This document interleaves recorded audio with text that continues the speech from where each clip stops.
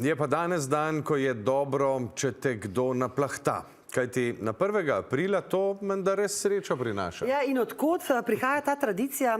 Etnologi pravijo, da so tako ljudje včasih praznovali novo leto, ki se je začelo približno ob tem času. In v prazničnih dneh so slavili dobro voljo, norčavost in smeh. Več pa Janez Ovsenik.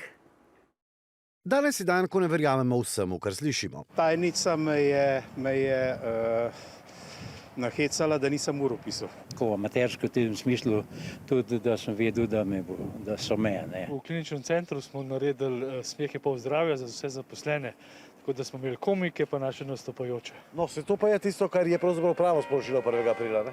Ja. Kajti etnologi pravijo, da je to običaj povezan z prehodom v nov letni čas. Predvsem Mihael Bahtin je pisal o tem, da svet postavimo na glavo v karnevalskem času in v času tovrstnih praznovanj. Takih običajev je še veliko. Recimo naš pust ali pa noč čarovnic, ki je keltski običaj prehoda v zimo. Podoben prehod so mnogi narodi v zgodovini slavili ravno okoli 1. aprila. Tudi prisotno pri Slovanih obstaja en znak, da je bil s tem povezan hišni duh, je spal kot medved zimsko spanje in se je zdaj prebudil. In ko se je prebudil, ga je bilo treba sprejeti s šalo. Sodobni 1. april pa se je prijel z množičnimi mediji in se v zgodovino vpisal šalo britanskega BBC-ja, ki je gledalcem pokazal, kako v Švici obirajo špagete z dreves.